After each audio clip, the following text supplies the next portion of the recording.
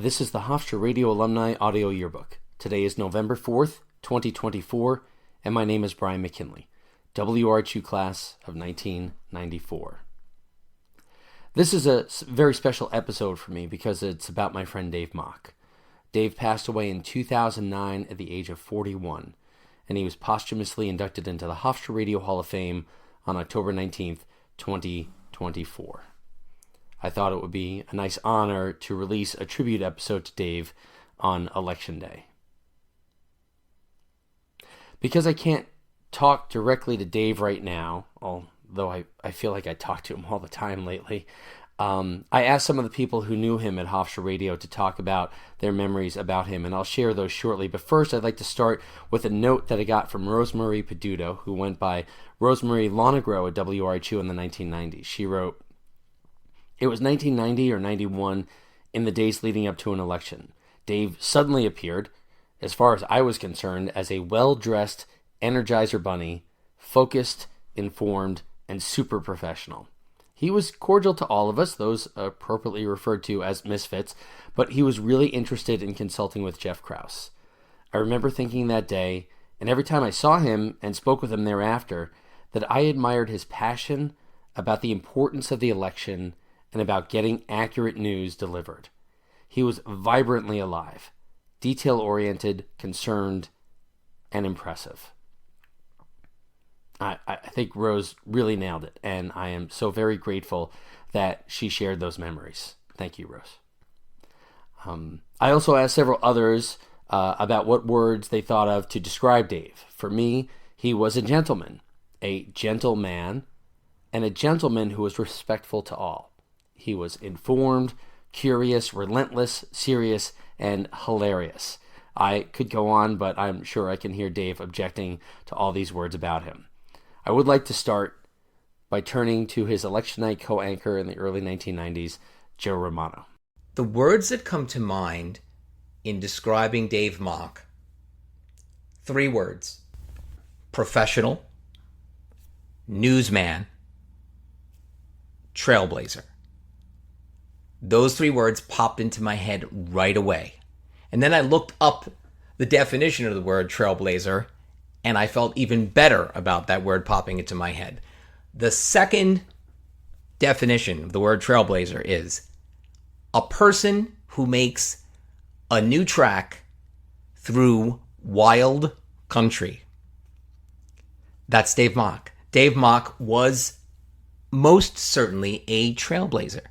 He established the news division in what was most certainly wild country at WRHU. And anybody who was around the station at that time knew it was wild country. Here's Hofstra Radio Hall of Famer Sue Zizza.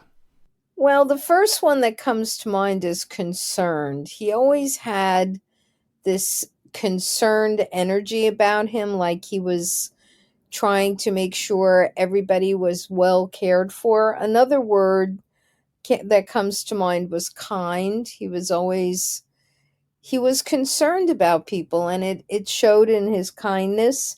He was a very serious individual at some times. He was very focused. He was very dedicated. And I also remember he had a great laugh. Ethan Dreilinger. So first and foremost, Dave Mock was an incredibly dedicated person to both the craft of journalism and the art of radio. And from there, he built himself, I guess, a place at Hofstra at WRHU and in the professional world at CBS Radio as really a leader in developing the ability to tell stories with audio. Hofstra Radio Hall of Famer Stu Rushfield. He was so dedicated. He was so devoted and so serious. But then would have this really funny little wit about him just when you didn't expect it.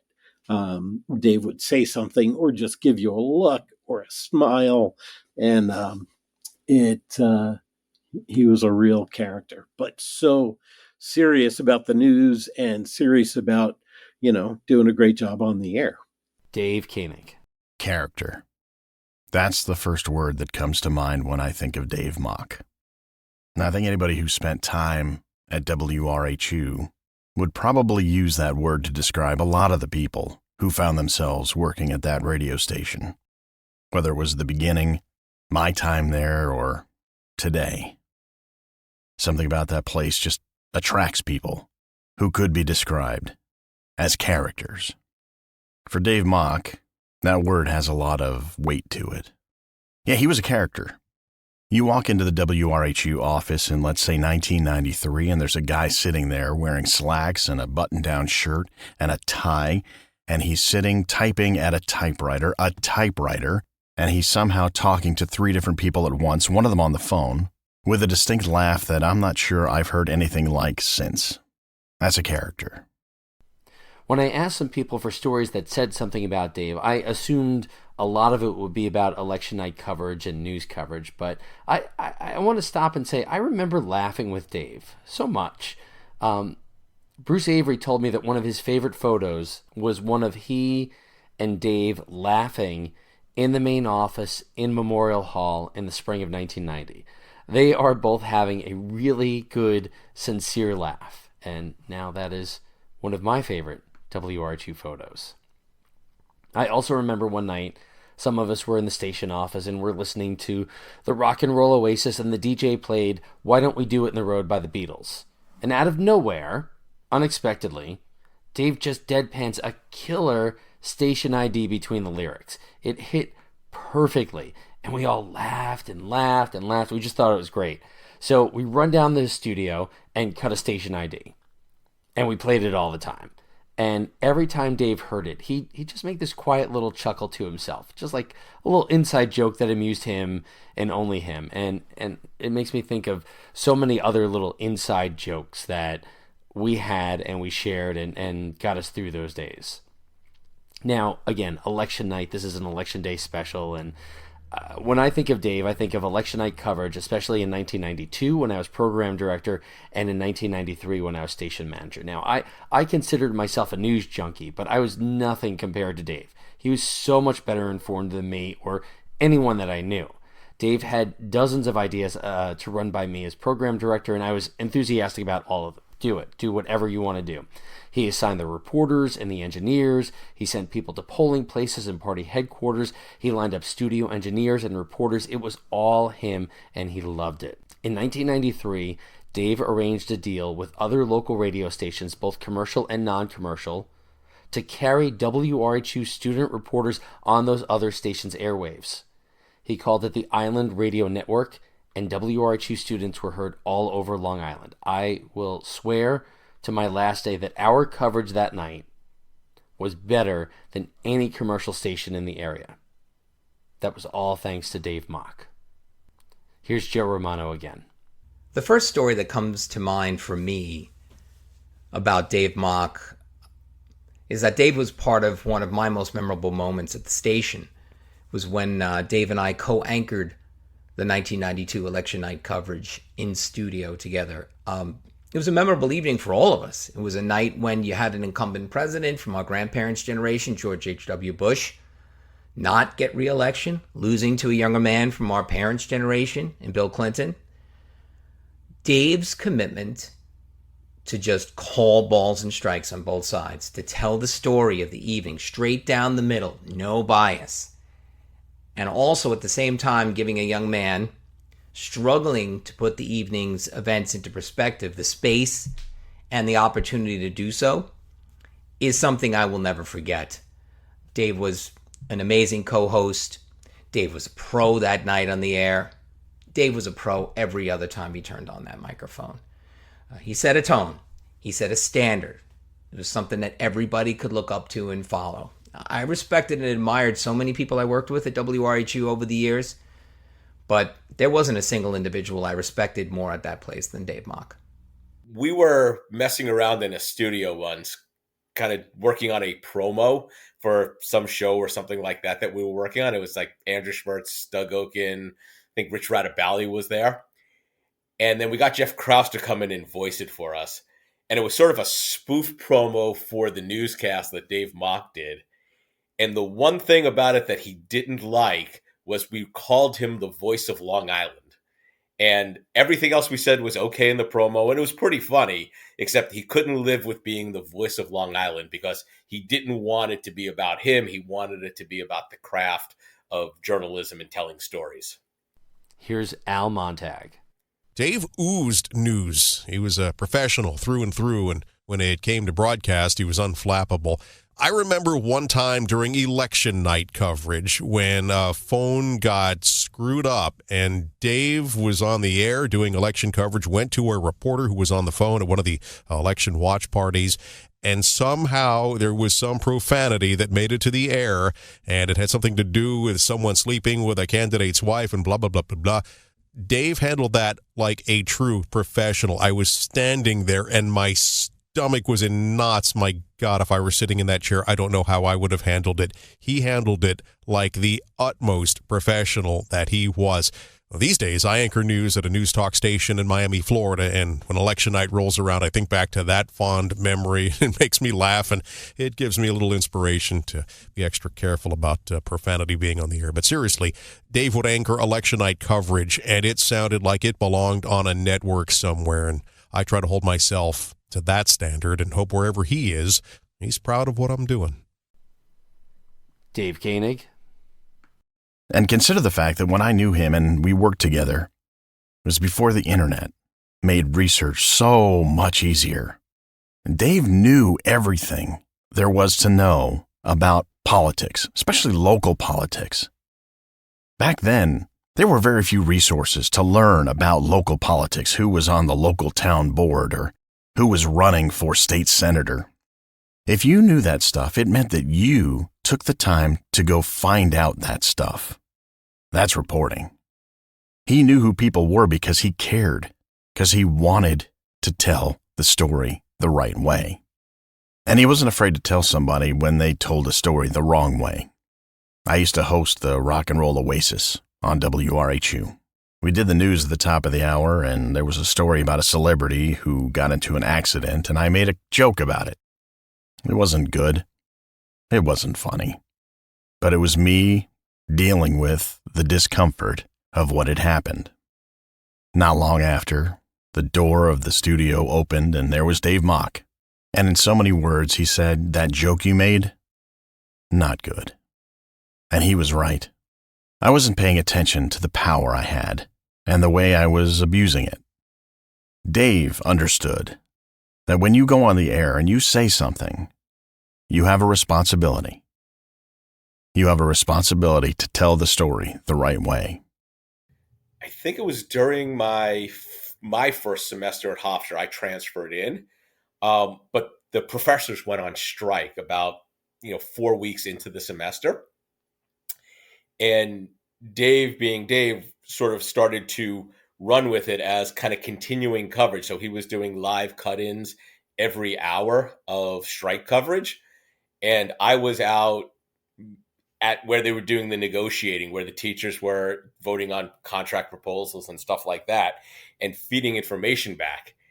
And what Dave started to try to do, and we were really pretty successful with it, was we just had to scoop News 12. No matter what was going on, we had to be one step ahead of News 12 Long Island throughout the day. And Dave really pushed hard to do that. And mind you, I had been at the school for about 4 weeks at that point in time, so I didn't know anybody other than Dave Mock and maybe Andrew Schmertz at that point in time. So trying to go toe-to-toe with Scott Feldman and Lee Tyrell and some of these people from News 12 Long Island was really pretty daunting without knowing who was supporting me behind it. And Dave made sure we were able to do it. First year he was at the station, he was a reporter. He wasn't actually totally responsible for the news coverage, but he was a reporter. And I remember he was so prepared. Having been in that position myself, a decade before, I remember feeling, yeah, we've got to be serious about this. We didn't know what to expect when we first went into the different headquarters, the Democrats or the Republicans on Long Island. And I just remember that first year, Dave was he was nervous, but he was prepared. And then with his facts. And then as each subsequent year came up, he had more and more responsibility around those election nights. And I just remember how much it meant to him to have the ability to look at what are really kitchen table issues for the average Long Islander from the different perspectives. And I remember his interviews with people, because again, I'd been in that job as an undergraduate, but watching Dave do that work, you knew that, this was going to be his profession. This was his vocation. This last part is a little hard to do and somewhat unfair, because it's impossible to know what is in someone else's heart or in their mind. But I asked folks what they thought WRHU meant to Dave. To me, in my mind, for Dave, WRHU was a second home. It was a chance, a place to hone his craft as a journalist. It was a challenge, and it was a refuge. One of the reasons I wanted to do this oral history of Hofstra Radio is due to Dave's influence. Dave knew the history of the station, and he would share stories and explain to us undergrads who people from the past of the station were.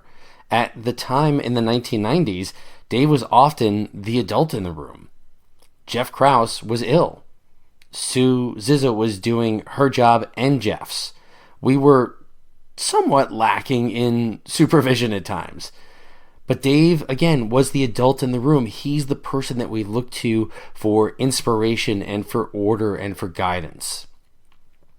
Dave had a love for Hofstra Radio that he shared with us. And part of my mission is to pay forward what Dave shared with me and what the station meant to him. Well, when I first read that question, Brian, the first word that popped into my mind was everything. It meant everything to him. Having this ability to have access to the technology that allowed him to do these broadcasts. But then I realized that no, I think it was important to him, but his family was also important to him. And I think the relationships that he built at the radio station were as important to him as the reporting he was doing. Dave was a unique personality, and he found a way to have camaraderie. He found a way to create um, more skill, because he'd already come to Hofstra having been at a couple of the local newspapers and things. And so I just felt like the word everything was a little too big, and yet it really does represent who Dave was and what it was that the radio station meant to him. I think Dave Mock saw Hofstra Radio as a gift, and he took it very seriously. And it was a gift that Dave Mock really appreciated and made a conscious effort to give back to everyone he knew and everyone he worked with. It's that feeling of welcome. It's that feeling of being accepted for who you are, as you are. And that feeling of mutual respect that comes from within the community of individuals sharing a common interest. WRHU gave Dave Mock a place where he could demonstrate his true talents, to be accepted for who he was, the way he was, to contribute to the news media community.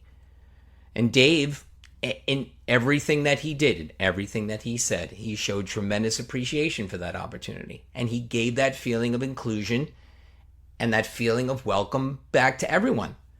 Anybody who wished to work hard, anybody who wished to join that community of newsmen and women, Dave was there for them. He loved news, journalism. And not just news or journalism, he loved doing it right. I think one of the reasons he was willing to come down and set me straight was because of his other abiding passion. That's WRHU. Nobody was there more. Yeah, a lot of us were there a lot, but I don't think anybody was there more. He put the time in, He taught people. He helped them tell the story the right way. The easiest way for me to illustrate that is that before my senior year at Hofstra, I was lucky enough to be asked to host the morning show. And over the summer, when you did that, it was a solo gig. And it was that way at first. It was hard filling 2 hours, and it was lonely. That is until Dave Mock started joining me in the mornings. It wasn't every day, but it definitely helped break up the monotony of being there for 2 hours a day, 5 days a week, during a blistering hot summer. And he did it for the love of it. He wasn't being paid. He wasn't getting college credit. He was there because he loved it. There were a bunch of times where I picked him up on the way to the radio station, and those conversations I had with him were some of the most informative, enlightening, instructive, educational moments of my college career. I do wonder what Dave would think of today's modern media. He'd have a lot to say about it. But if he was going to talk about it, I know 2 things. He would talk about it in the most objective way possible, and he would want to tell that story on WRHU.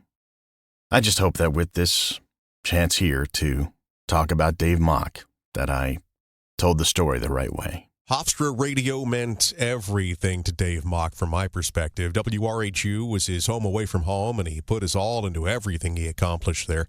As college kids, sometimes the level of professionalism waxed and waned. Not Dave's.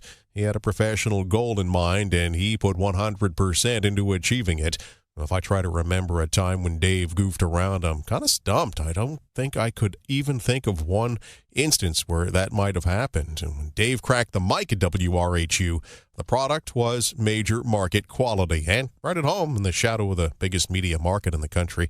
I think Dave considered WRHU a hobby, a career, and even a lifestyle, and I know that some of his professionalism rubbed off on me, and I'm sure everybody else that worked with him and around him. You just couldn't help but have some of that happen, and I think we're all better broadcasters because we knew Dave. I still can't believe that as young as he was, you know what I mean? But as young as he achieved so many of his life's goals. I mean, he wanted to be a CBS News guy, and he got to be a CBS News guy. You know what I mean? He really achieved those goals that he put in front of himself. And to see his mother have the opportunity to have him recognized, I just it was lovely to see everybody be recognized. We had a really wonderful group this year to honor, but in particular Dave broke my heart, you know. I know exactly what you mean, Sue. I think Dave would have been thrilled at being inducted into the Hofstra Radio Hall of Fame, but I also think he would have fought the honor. As Ethan said, Dave didn't want the story to be about him. On this election day 2024, I am thinking of my friend, one of my mentors, and just a kind and generous man. And I'm thinking about how he would look at this nation and this world in 2024. I know for a fact Dave Mock would be very proud of this Hofstra Radio community. I want to thank Sue Zizza, Joe Romano, Al Montag, Ethan Dreilinger, Stu Rushfield, Rosemary DePuto, and Dave Koenig for sharing their thoughts and stories about Dave Mock. We miss you, Dave, and we love you. And congratulations on your induction into the Hofstra Radio Hall of Fame.